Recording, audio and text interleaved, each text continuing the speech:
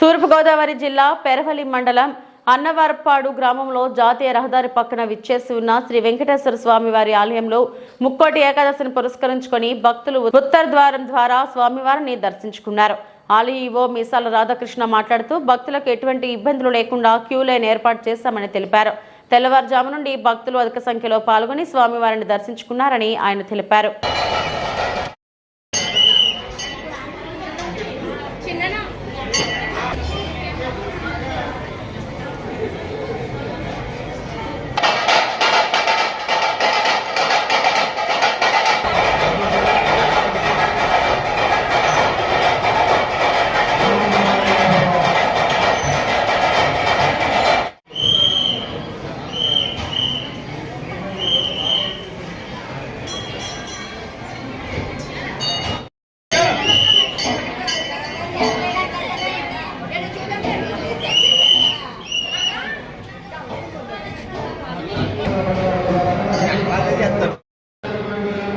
అన్న వెంటనే వరాలిచ్చే అన్నవరపాడు శ్రీ వెంకటేశ్వర స్వామి వారి దేవస్థానం తూర్పుగోదావరి జిల్లా పెరవలి మండలం అన్నవరపాడు గ్రామంలో వేయించేసి ఉన్నది.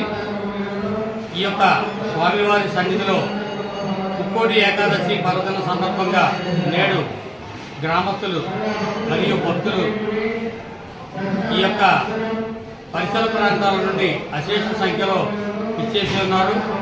ఇచ్చేసినటువంటి భక్తులందరికీ కూడా ఎటువంటి ఇబ్బంది లేకుండా ఉచిత దర్శనం మరియు అంతరాలయ దర్శనమును వేరువేరు క్యూలైన్ల ద్వారా ఏర్పాటు చేసి వారికి సౌకర్యవంతమైనటువంటి దర్శన సౌకర్యాన్ని ఏర్పాటు చేయడం జరిగింది. అదేవిధంగా వచ్చిన భక్తులందరికీ కూడా ఉచిత ప్రసాద వితరణ కార్యక్రమం కూడా దాతల యొక్క విరాళములతో ఏర్పాటు చేయడం జరిగింది.